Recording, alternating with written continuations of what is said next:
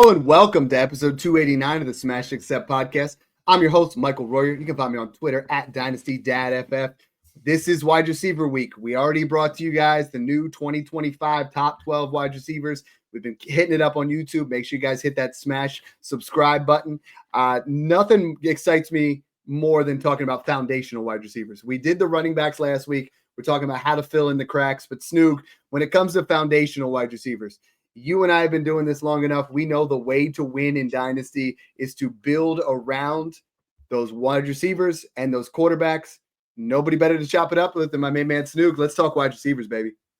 Yeah, every team I won on this year, and I won a championship, or I placed second in the championship, just making it there, had at least two of these guys on this roster. That's how you got to look at it. These are how you build your dynasty teams up. You build quarterbacks, you build wideouts, and then you take an absolute advantage of veteran running back values.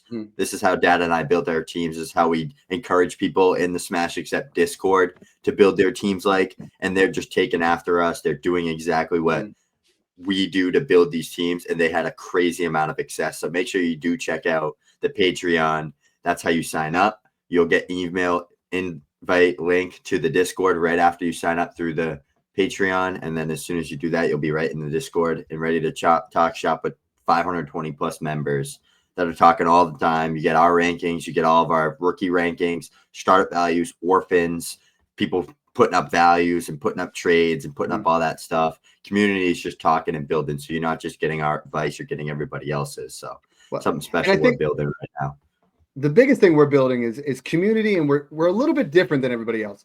Last week, we put out a podcast of our top wide receiver sells, and everybody's like, Dad, why are you selling Jalen Waddle, Chris Olave, George Pickens, Zay Flowers? Like, you're talking about how these guys are, values, but they're not foundational wide receivers.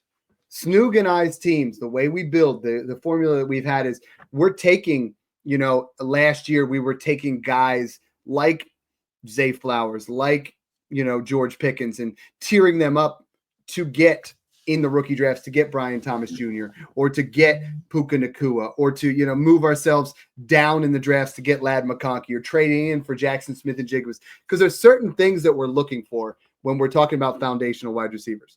Foundational wide receivers are the key to success. Like Snoog said, I had 8 championships this year, and all of them had 2 of these guys in them, because they are putting up 18 to 25 on a regular basis. Your Zay Flowers, your George Pickens, they're putting up 15 on a 50% basis, right? Like, they're averaging 14, but they're only putting up big-time numbers. Ceedee Lamb, Malik Nabers, Puka Nacua, Jamar Chase, these guys are doing it on a regular basis. And when you do that, when you have 2 wide receivers like this, and you give yourself the flexibility of filling in the gaps with Alvin Kamara, with guys that are smaller running backs, or the stud class that we have coming in, where you're putting in Omarion Hamptons and Travion Hendersons, now those teams are legitimate, and I think the key for us in the wording and the terminology for foundational wide receivers at Smash Accept is this. You're looking for one wide receiver who's under the age of 25. The reason they're under 25 is we're building long-term dynasties. If I draft a guy that's 28, he has a role for sure, but he's not a foundational piece. He's not something I'm building around.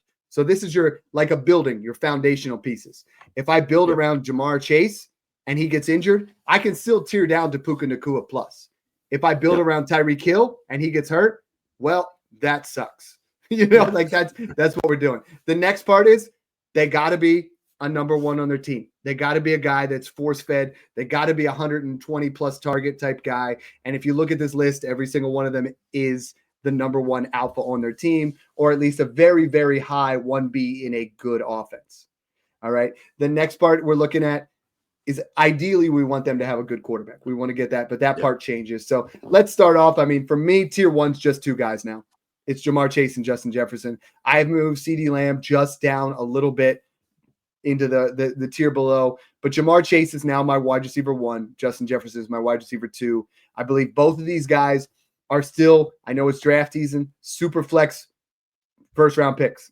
I would argue right now, after Burrow, these guys belong at 106, 107 because the quarterback position has gotten bigger, but the wide receiver position has gotten a little bit smaller. So Chase and Jefferson, set it and forget it. they're going to get you 20 points. They're going to be there when you need them. Yeah, they're as generational, as foundational as you can get. They're like those Randy Moss type, those Jerry Rice type guys that are going to be good for 10 plus years.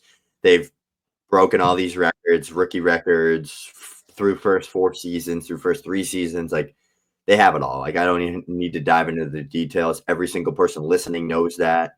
These are guys that, if you can get the Chase Burrow stack, I mean, that helped carry one of my teams to the championship and win it. Like, if you can get like a Sam Darnold, Justin Jefferson stack this year, like, it was very good. It helped you carry you to championship. So both of these guys, I think it depends. Whoever has the better season, you should look to tier off. So Justin Jefferson last year was much better, way more valued than Chase. I took Justin Jefferson in an early second and turned it into Jamar Chase in the 109 last year. I think it was like 2 or 2. So I took like a couple pick difference, tiered back, and now Justin Jefferson has flipped Justin Jefferson. I wouldn't be shocked if they flip again next year or 2 years down the road. But the one thing with Chase is he has Joe Burrow. That's the separate and the difference maker for me. That's why he's the 1 and Justin Jefferson's the 2. But the next guy in this next tier was above Jamar Chase last year and was arguably a lot of people's 1, and that's Ceedee Lamb. Ceedee Lamb had a 400-plus point season last year. He's tied to Dak Prescott. I know the injury to Dak, the injury to Ceedee, has given us big discounts, but he's another guy, clear-cut alpha wide receiver 1 in Dallas. Guy that's going to command 160, 170-plus targets, a guy that's going to be 1,500-plus yards, 100-plus receptions. Even on a down year with Cooper Rush, he was still one of the best in the league, still very relevant in fantasy football, and he's just one of those elite tier guys that I honestly – maybe 1 or 2 of these guys behind him I could see maybe flipping him eventually with the right QBs. But right now he's my bona fide wide receiver 3, and I don't really see any option unless you're tearing off and going to like Nabers, Amon, Nico, and getting a second. Nabers. Yeah. But I think CeeDee Lamb's just that guy right now. Right now I have tier 2 pretty large, but I would say Lamb, Nabers, and Amon-Ra, Puka, and Brian Thomas Jr. are all guys. If I'm tearing off of Jefferson or Chase, it needs to be these guys plus. Yeah, I'm not maybe Nico. I see a lot of guys who are like, oh man, I got Zay Flowers and 2 random 26 firsts for Jefferson. You're like, sorry, that's not going to work. Like, they better hit. You better nail those rookie picks, and it's like, you need to have one of these other foundational pieces if you're trading off of Chase and Jefferson. I am 100% giving either Chase or Jefferson if I can get Lamb or Nabers plus a first. I'm 100% doing it, even if it's a late first, because tier 1 will be 4 wide receivers next year. By October, I think Nabers in that tier, Lamb's back in that tier, and we're talking about 4 big guys. And that's a lot of people are trying to. Nabers is still available in trades. Like a guy in the Discord the other day, we did the 112 and Lad McConkey for Malik Nabers. Lad's hot, but he's not Malik. Like, let's just be honest. No, he's never going to reach that same ceiling. It never. It's just not going to happen, And I think Malik Nabers, if you can still buy him, you go out there and do that. He's the wide receiver 3, 4, depending on where you're at, and another foundational guy. Doesn't have the quarterback, number 1 in the NFL in targets. Once he gets a legitimate quarterback, I would love to see the Giants trade, like a sign and trade with Sam Darnold. Like, just give you someone that Sam Darnold forced Jefferson, made him relevant. And let's be honest, none of these rookies are going to make Malik Nabers better, but Sam Darnold can do that. And I would really love to see that for his stock. I have a question here from Joe Capadonna, and I really wanted to talk about this. He said, top of the morning, gents. Love your content. Will you guys do an episode where you can send trades for discussions? So right now, you guys can always do super chats. The Discord is where we're putting our primary content, where we're trying to help with dynasty trades. Snoog and I are committed to trying to do a show once a week where you guys can just drop those in there.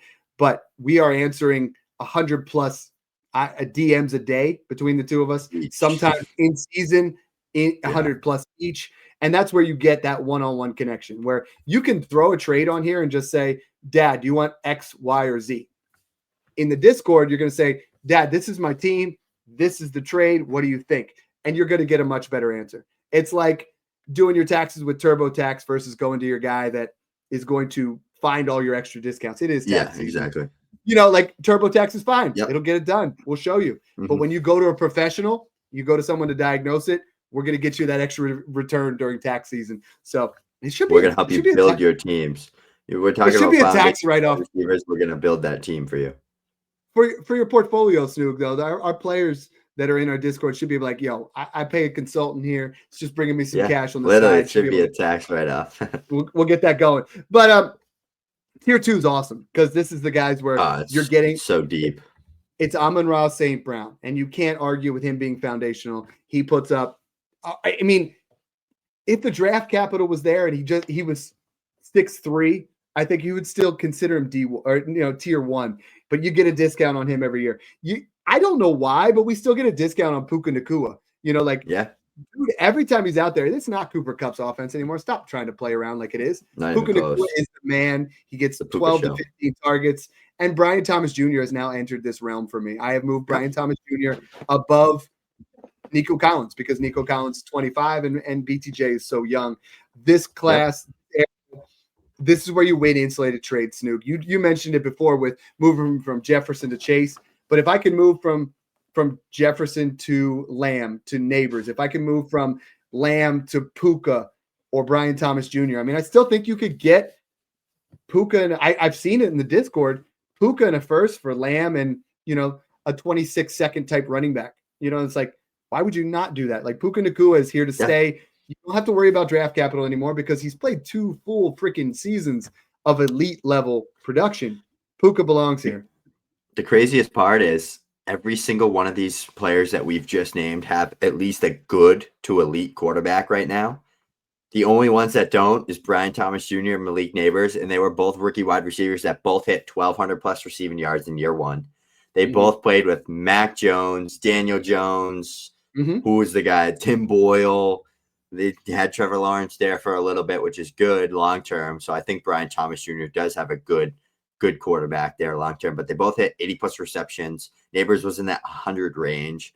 They both were averaging 75 plus receiving yards per game.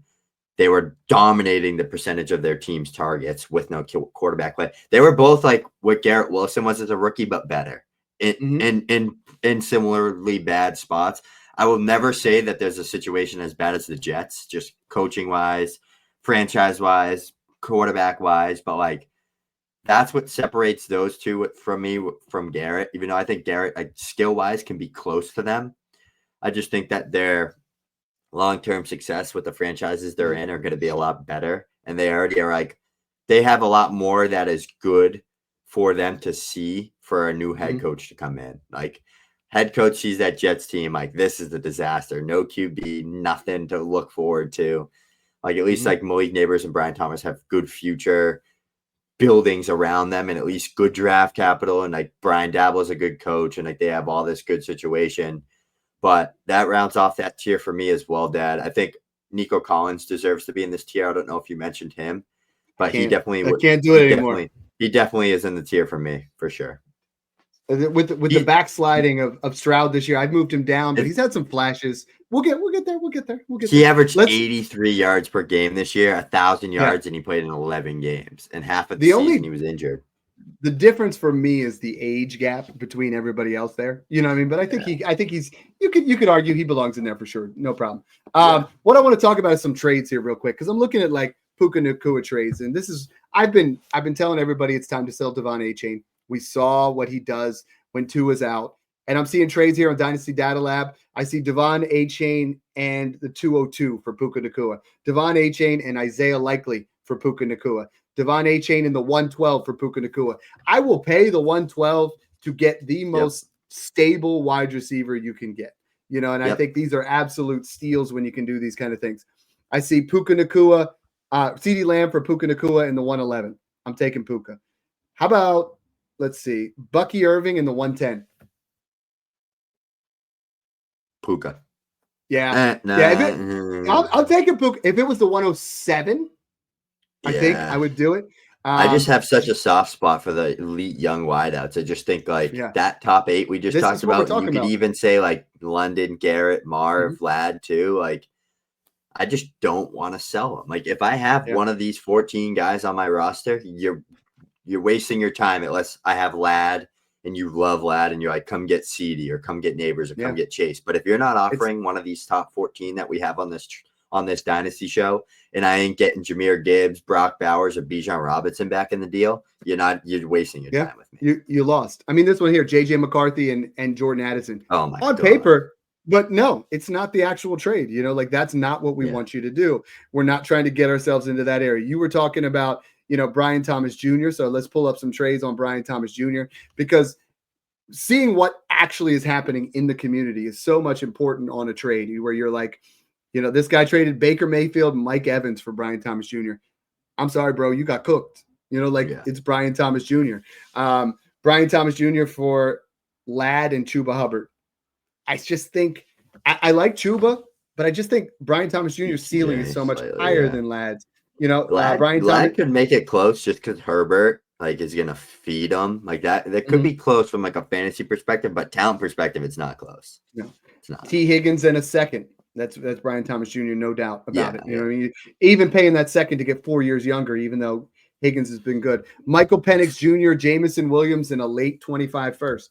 It's Brian Thomas Jr. You draft these guys like a Michael Penix mid-second, and then you picked up Jamison Williams because we told you to buy him for seconds. Now he's worth a first. Now you flip it for Brian Thomas Jr. And that's just funny. The way you win. It's funny all the people that were calling people out on Twitter last year, all these people out here just saying everybody's good, hyping up everybody in this class, and look what we got. If you weren't high on the top 6 wide receivers in last year's class and weren't 10 to 12 deep in your process, then you're just not built for that. You're not built for evaluating talent. This is how you do it. You have to be able to read the room and know when a class is stacked and know when to up your process. You can't just be like Marvin Harrison Jr. and Malik Nabers are good. The rest of them are hit or miss. No. Okay. Anybody can just say that. Anybody can just say this that. Year. You have to be able to read the room, the running backs this year. If you don't have 12 to 14 running backs deep in your process this year, I'm not even going to look at your content. I'm just being completely honest with you. Absolutely. So we'll throw Nico Collins in that second tier. So tier 1, Chase and Jefferson, absolutely foundational. Those are the guys going round 1. The next couple guys you're taking round 2. I'm taking Ceedee over and Malik, or at least in that same area as Thomas Jr. I'm sorry. Lamb, Nabers, Bijan, Gibbs, Bowers all belong in that same area. Then I'm taking Amon Ra, Puka, BTJ, and Nico. And then the next area gets kind of fun because these are some guys that you and I hit on. These are some guys that have ascended in value, guys that are in that tier 3. Tier 2, I say, is worth 2 firsts plus. So if you're not getting 2 firsts and one of them being mid for Puka, Brian Thomas Jr., it's bad process. You want to make sure you get there. Tier 3, Jackson Smith and Jigba. I moved all the way up to my wide receiver 9. You can't argue how good he was in 2024, and we knew what he was coming out. Ladd McConkey, I moved up to my wide receiver 10. Again, phenomenal rookie season. Just went out there, put up 180-plus receiving yards, 3rd best all-time for someone's debut, best rookie performance ever. Drake London and Garrett Wilson, and I'm going to throw Tet McMillan in this because these are the guys that I feel like are worth the 102 to 103. So if you have 103 right now and you don't like Shedeur Sanders or Cam Ward, you throw that out there for Jackson Smith and Jigba, Ladd McConkey, Garrett Wilson, Drake London. AJ Brown's in this tier, but he's not foundational because of his age being 27. Yeah. But, I mean, let's start with Jackson Smith and Jigba. He is what we thought he was. A lot of people sold afterwards. I included was selling, but in those sells, Snoog, it's just like we just did the show with Pickens and all those other guys. I'm not selling. I didn't sell Jackson Smith and Jigba for Jacoby Myers in the 112. I was tearing up from Jackson Smith and Jigba to get to Puka Nacua. I was tearing up from Jackson Smith and Jigba to get to Nico Collins. I wasn't trading him for a tier down because these guys are still foundational assets. Wide receiver 9, JSN, 10, Ladd, 11, Garrett, 12, London, and for me, 13, Tet McMillan. You're building around these guys. Yeah, I have it slightly different. I have London above all these guys. I have London, Garrett, Marv, Ladd, and JSN in the same tier, but kind of all just it's a tier, so it's the same thing. It's split. That's what's important. You can argue any of them on any given day. But for JSN, I mean, this is a guy that we were so high on as a prospect. We knew the talent was there. The situation with Lockett, DK, and Geno there, and Pete Carroll at the time was iffy. We knew that was going to be maybe a chalk rookie year 1. It was kind of up in the air. He did have a mid-year one, but he looked good. He flashed. We were buying him everywhere. We were saying he's one of the breakout guys, along with guys like George Pickens, BTJ, Worthy, Ladd, all those guys. JSN, 1,100 yards, 100 plus receptions, had that big breakout season, 28% target share. He was one of the top 10 finisher. We knew it was going to come. We knew the talent was there. We comped him to Amon St. Brown coming out of school. He's literally playing the Amon St. Brown role in a much worse offense. That's literally what he is. If they can somehow get a damn quarterback, because I'm sick of seeing Geno Smith on that team, and a better offensive coordinator this upcoming season, I think JSN can take that big jump, like you said. But I mean, let's jump into Drake London, Garrett Wilson. These are two guys. I got a bunch of Jackson trades. I got to go over these. Oh, yeah. Go through them. Josh Downs, the 201 and the 206, or Jackson Smith and Jigba. Gosh, get Josh Downs off your damn team. Get him off your team. Jackson Smith and Jigba for the 106. I see Jackson Smith and Jigba for the 107. Anything 104, I would pay 104. I'd pay 103. I have him over Garrett now. But he'd be wide receiver one in this class coming out. Michael Penix Jr. in 2 seconds for Jackson Smith and Jigba. That's bad. Yeah. Now here's an interesting one, because this guy I have as my 14th foundational wide receiver, and I think if he was not injured, would honestly be way. Right, it's Rashee Rice. Rice in a second, or JSN. I take JSN, but that's close. If it's close, right? Just because the second's not worth the risk with Rashee's legal and his injury for me to make that trade. It'd need to be 201, 202 for me to do that. But if it's a late second, I'd take JSN. Dude, these are crazy. Jaden Reed and Penix Jr. No, it's JSN. Zay Flowers, Quentin Johnston in a second. That's what we're telling you to do. When we're telling you to sell Zay Flowers, we're telling you to do that. We're telling you to tier up. Chase Brown in a second for Jackson Smith and Jigba. JSN. It's funny because it's probably going to be like this for all these guys we're going to talk about now. Our 9 through 14, 15-ish. It's going to be like this for all these guys. I think Marv, Ladd, Rashee, they're all going to be similar trades where you can turn Jaden Reeds, Chase Browns, Michael Penix Jr.'s.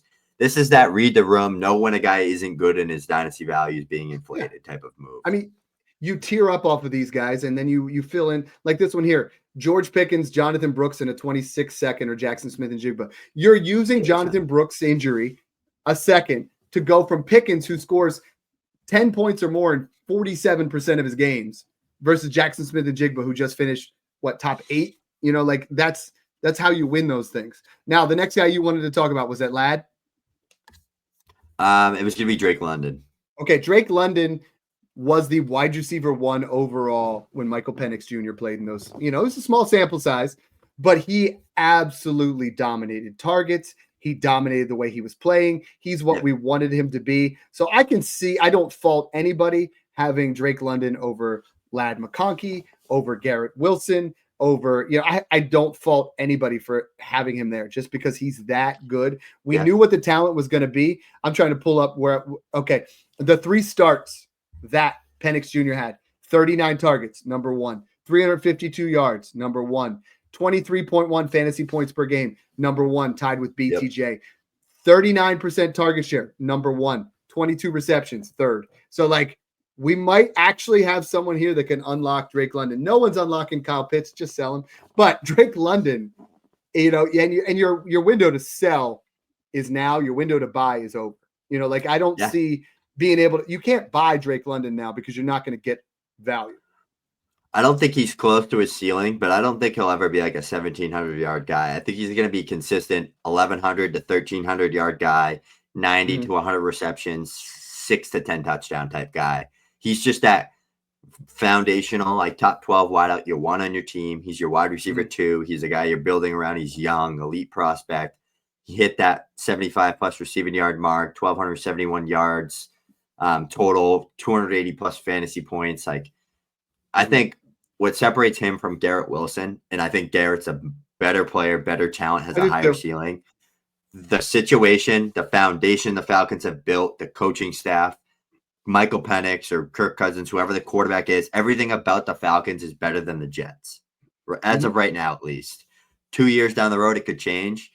But just transitioning right into Garrett Wilson for me. This is a guy 1,000+ yards in 3 straight seasons with the Jets.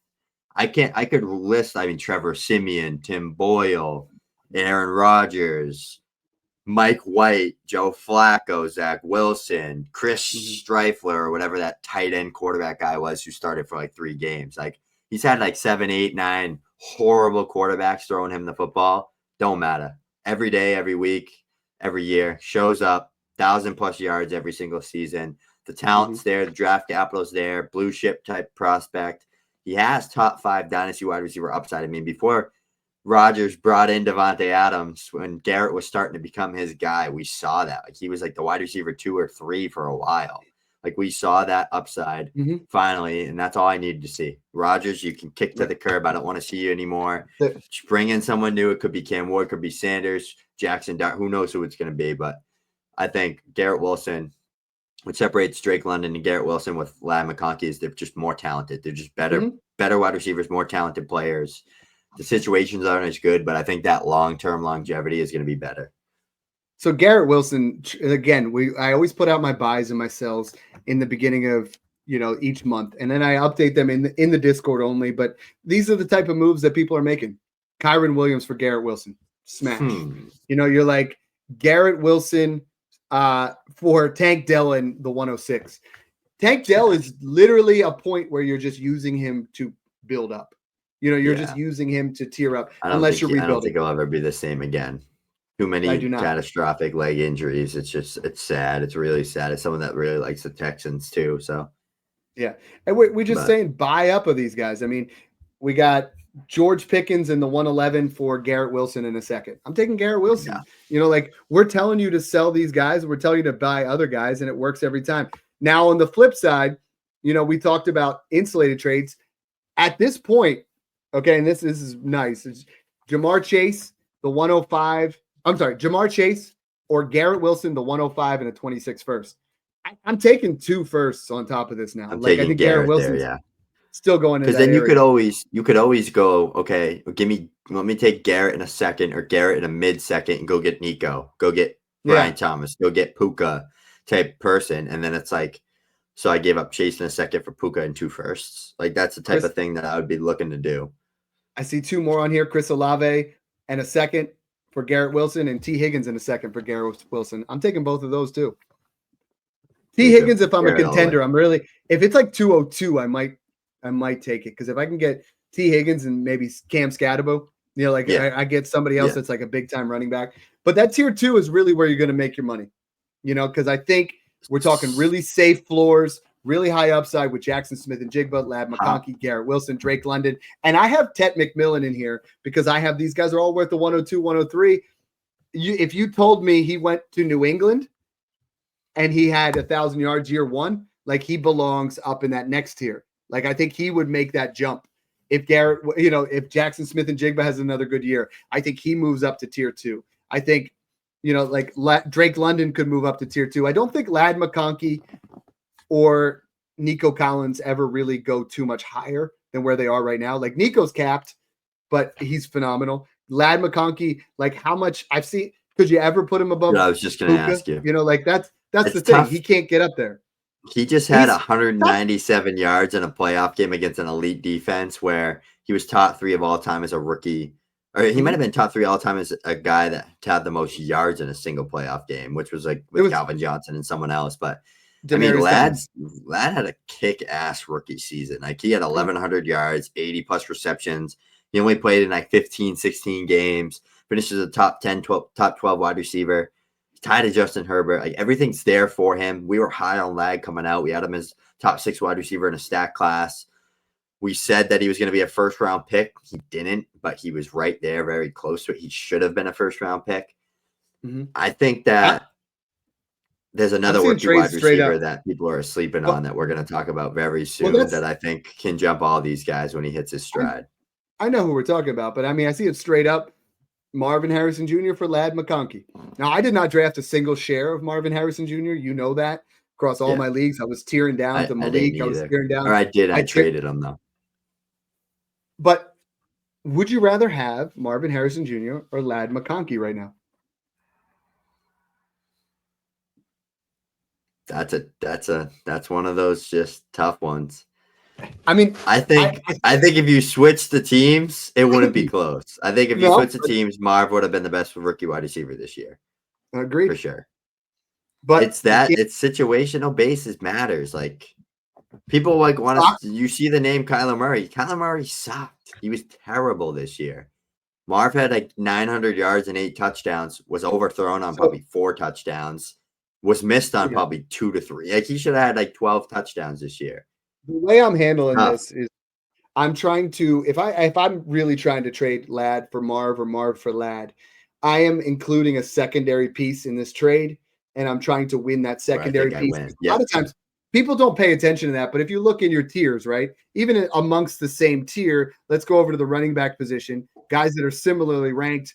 Like let's look in, say, tier 4, where you have Chase Brown, Kenneth Walker, Christian McCaffrey. Maybe you really like Kenneth Walker, or maybe you really like Chase Brown, so you trade one of those guys and you change around the tier to a guy you believe in more so. I'm thinking like, or you take like a Brian Robinson Jr. or like one of these guys that's like not worth the first, but people might view them as like a early second, and doing like a flip flop, like a Marv and a 27 first for Ladd and Brian Robinson Jr. or for like a Cooper Kupp plus a second, like stuff like that is what you can do. But you brought up Marv, who I think is the 14th guy that I would say is a foundational wide receiver. I'm not as comfortable with him as my foundational wide receiver. If he's my 2, I'm fine. If he's my 1, I don't feel good at all. I really don't right now. Now, flip side, my wide receiver 15, who I have as a foundational wide receiver, if we knew the legal ramifications, Rashee Rice is over Marv for me. If he gets suspended 6 games or less. If it's a full year, it's a new game, and that's where he's the value. Marv had his rookie CeeDee Lamb year. That's what he had. Justin Jefferson had this crazy year. A lot of these rookie wide receivers have been having these crazy years. CeeDee Lamb had like 900. He had like 900 yards and like a couple touchdowns, and like everyone was like, "Oh my god, like, overrated, overvalued. When's his time going to come?" The next year, I think he only had like 1,000 or 1,100 yards. Everyone said the same thing. And then that year 3, which was that year I predicted that big breakout from him, I had him everywhere. It was a big reason why I won a lot of leagues last year, 2 years ago. And he had that 300-plus point season. And then the next year, he had that 400-point season. So I really look at them in similar strides because they're like those crazy prospects that came in and underperformed, but still had very good rookie years. Well, like what about Jefferson JSN? And Jigba had 600 yards. Like people got to realize it's okay to not be Jamar Chase year 1. Brian Thomas Jr., Malik Nabers on offenses that were always playing from behind, always throwing the football, always had a gunsling. Only guys that they also had like Marv had like 11 or 111 targets. Like that's a big gap from 160 like Malik Nabers had. Like if you gave Marv another 50, 60 targets, I'm sure he would have had 1,200 yards. Like that's how you got to kind of look at it. So don't be scared. If you have Marv, hold him. If you don't have Marv, go out and buy him. See what it looks like. See what DJ Moore Plus can get you for Marv. George Pickens, Zay Flowers. I'm tearing up, not down here. Yeah. Go off of Rome, Zay, Pickens, Addison, Devonta, Olave. Try to go that way. Take Addison, take an early second, and go get Marv. Like the 2 productive guys that we both have in our top 20 who don't come in as foundational it's T. Higgins and AJ Brown. They're not considered foundational wide receivers. Even same with Devonta Smith. They're a little bit older, but I feel like they still have their own value. The next couple of guys I don't see as foundational. I want to get your opinion, but I mean it's Pickens, Flowers, Odunze, and Olave. Can you see any of them getting up to the next level? Rome Odunze, potentially. If Ben Johnson goes and they get rid of somebody else. Yeah, he's another one of those like Keenan Allen. I look at him like a Keenan Allen because Keenan Allen had that rookie arc where it was like mediocre rookie season and then started blowing up. He has Caleb Williams there. He flashed a lot this year, so he had his Jackson Smith and Jigba rookie year. He really did. He had a lot of good games and big plays, and then he had a lot of where the hell is Rome Odunze plays. Like he's not even like playing, not on the field, not getting open, just nowhere to be found on the offense.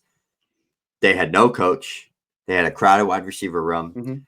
there was always one wide receiver at least or two on that Bears, whether it was Cole Kmet, Keenan Allen, Rome Odunze, DJ Moore, that had a 20-plus point week. So Caleb has that upside to construct this offense to be fantasy relevant and be very good for fantasy football. We were just too early on this whole offense. We should have realized rookie QB, rookie wideout, terrible coaching staff, no chemistry. There's a lot that needed to be built for that offense, and they need the experience. So hopefully a Ben Johnson can come in and help save it. Could you imagine these type of coaches? But flip Caleb and Jaden. Like Jaden goes to that situation, he's not going to make it work either. Then he's going to be Justin Fields plus. But he had a stable coaching staff and decent weapons. Nothing great. Caleb goes there. It might help. The coaching staff matters. It puts you. Your coaching staff and your coordinators are there to put you in the best situation possible. They're supposed to build a scheme around your strengths and around your skill sets as a quarterback, as a wide receiver, as a running back, as an offensive line. That's what they're there for. And if they can't do that for you as a young QB, especially, it's going to kill you. It's going to crush you. And we saw that with Fields. We saw that with Trevor Lawrence lately. We've seen that with Zach Wilson. All these guys that were viewed as these high, Caleb Williams, like Bryce Young. Look at Bryce Young before Dave Canales. He literally was the worst rookie QB ever. Like he was statistically on every metric the worst rookie QB ever. And Trevor Lawrence was one of those too. And look at them both now. The coach will change your life as a quarterback, and it'll elevate the talent around you. And that's why I'm still high on Rome Odunze, but I think he's not foundational until he proves it type of player. Yeah. And I'm kind of it's very positional. It's like dependent on value, what you're going to get. Because a lot of times I was looking at one of the most inefficient seasons we've ever seen. A lot of that goes on Caleb, but the way he was able to, it was bad. It was bad in a lot of ways. I'm seeing trades for Rome right now. Michael Penix Jr. seems to be a hot name despite only one QB finish out of those top four. So everybody's like that last game, like we're just going to keep building. Rome for Penix straight up. I'm taking Rome there. Rome for Waddle. I'll take Rome there. 110 for Rome and a 27 first. Wow, you have rookie fever. I'm sorry. Rome and Drake May or Malik and Sam Darnold. It's still Malik, but that's kind of a fun one. I just think Darnold's going to get that vet contract like Geno got, like Baker got somewhere, like whether it's, I don't know, the Giants, wherever he ends up, the Raiders, who knows? But I think he's going to get that. It might be the Vikings again. It's got to be a sign. It's got to be a sign. Why are we sure JJ McCarthy's good? Like, why is he just automatically good and automatically going to take over a guy that just brought his team 14-3? They have a chance to make it to the divisional round if they win tonight. Why is JJ McCarthy automatically ruled better? There's no reason he should be. So I think the Vikings have some thinking to do. The only reason is you save a ton of money. You draft them high. I get that. You're gonna save $40 million a year. But you think the team that just went 14-3, one of the top NFC contenders, is just gonna trust a rookie QB that's never played a snap in the NFL other than preseason to come off a season-ending injury and bring him back to that? No. Yeah. You at least bring Darnold back for a year, right? Like you at least bring him back for 1 year, is my opinion on that. But franchise tag kind of deal. How about Kyler Rome? Kyler Rome 2 seconds or Herbert and Ladd? Herbert and Ladd. Yeah, I'm there too. Rome Odunze or Tyreek Hill in the third or Rome Odunze? Rome. Rome and Nix or Lawrence, Hubbard, and a late first? Nix and Rome.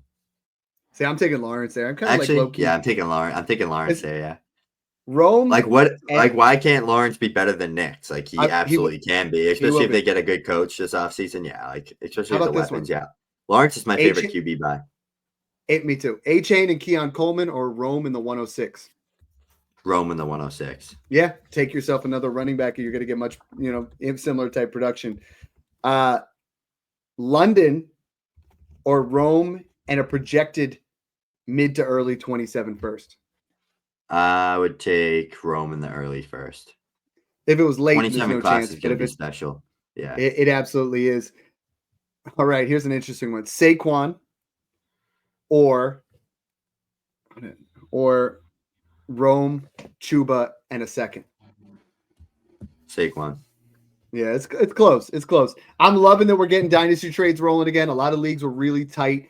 best way to win your dynasty trades, best way to see things is all in our Patreon. Every single player has a rookie value equivalent. So if you don't like the 102, you go into our, rooms with all of our rankings. You say, what players are going for the 102 right now? And you start to look there and you're like, oh, wow, I can buy this player for the 102 or that player, construct trades, talk shop with Snoog and I, where we can walk you and talk you through some trades.